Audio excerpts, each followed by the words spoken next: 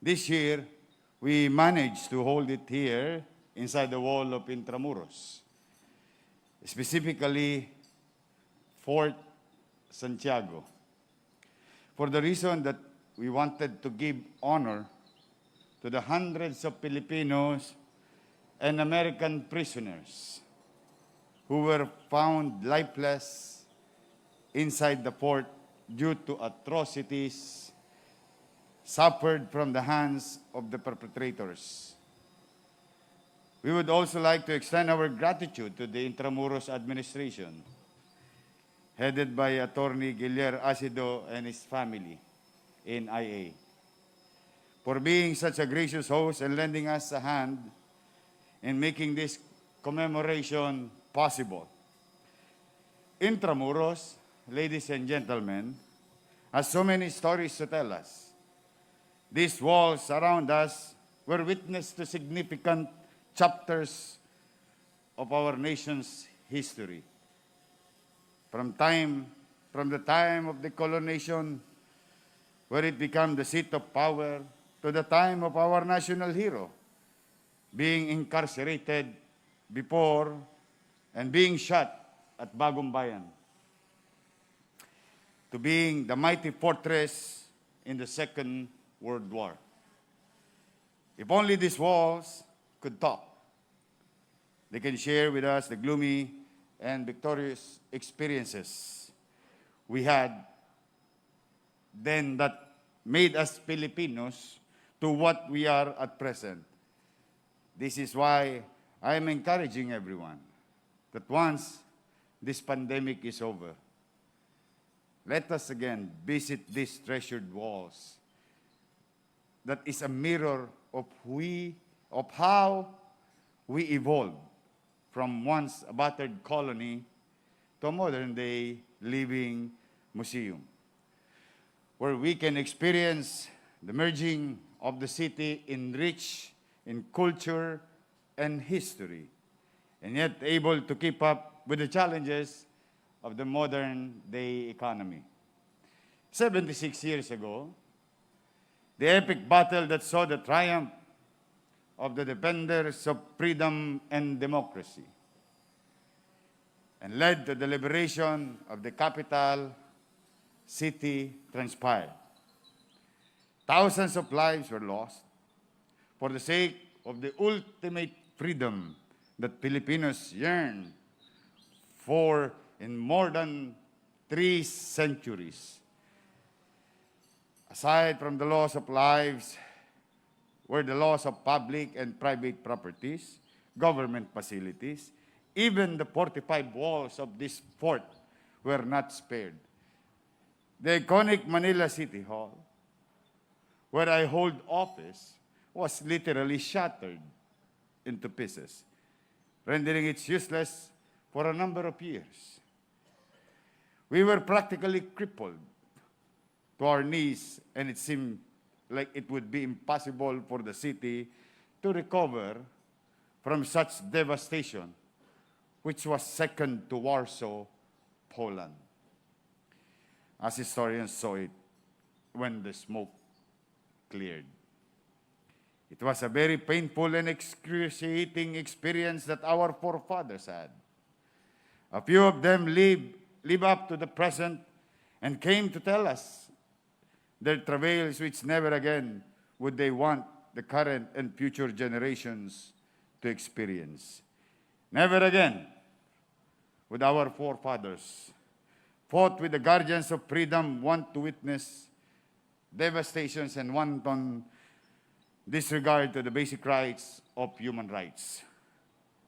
The loss of lives and properties resulting to the greed for power, and world domination taught us valuable lesson, and that is for civilization to progress, only cooperation and amity among nations would be the ultimate key to global development and advancement.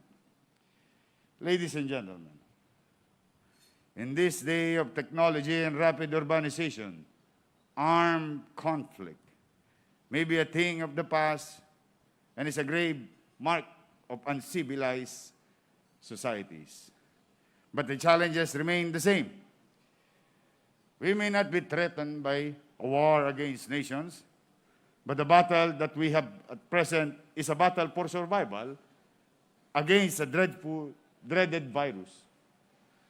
This is a challenge that all of us, as a community of peace, love, and enlightened economies, is facing. We now have in our midst battalions of doctors, regiments of nurses, brigades of health workers, and platoons of frontliners who are risking their lives and limbs for the sake of the virus to be contained, not to spread further. They are no different to the heroes of the past. They also have done so much sacrifice for the sake of our safety and our country. Dangers they are facing is tantamount to loss of life, as we witness occurred already. This is why we are giving recognition to heroes of the past, and I am rendering my snappy salute to all of the health workers who lost their lives in the fight against COVID-19. No amount of thanks and gratitude could equal the act of patriotism that you have done for the sake of our fellow countrymen. The city and every Batang Manila will always be proud of you. This is also the opportune time for me, as your mayor, to continuously remind each and everyone that the government cannot do it on its own. Even if the vaccine is just within our reach, even with the continued enforcement of quarantine restriction, we should still take utmost care of ourselves. The self-care that we practice is an expression of love that we have for our family and loved ones, and even to our country. Self-preservation in these trying times is protecting the lives of persons dear to us. Please, my fellow Manileños, my fellow Filipinos, let us give our help and support to the government in the fight against this virus. And soon, I am firm in my belief that just like what the war that we had experienced 76 years ago, we will all come up as victors. This country and our city will be strong again as ever.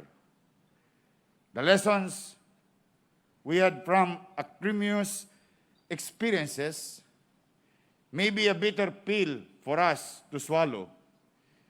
The war, the pandemic, and all other unfortunate events in our history.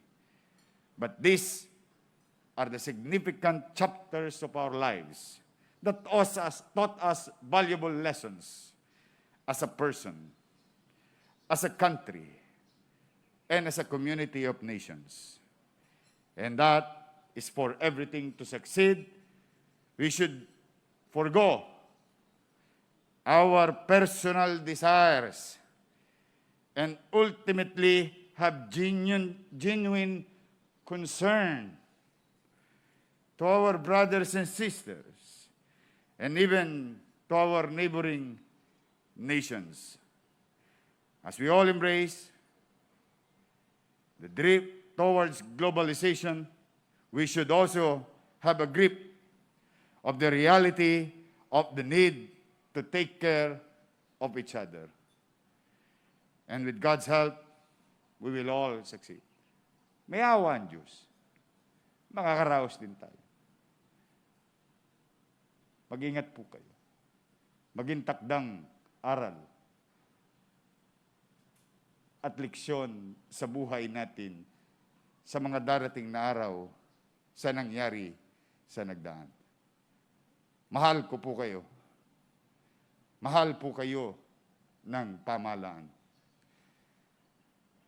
Pipilitin namin maging mainam, masinop, at epesyenteng paglingkuran kayo sa kasagsagan ng pandemyang ito. Hindi namin kayo iiwan. Magiging gabay nyo kami sa araw-araw. At darating ang oras, makararaos din tayo.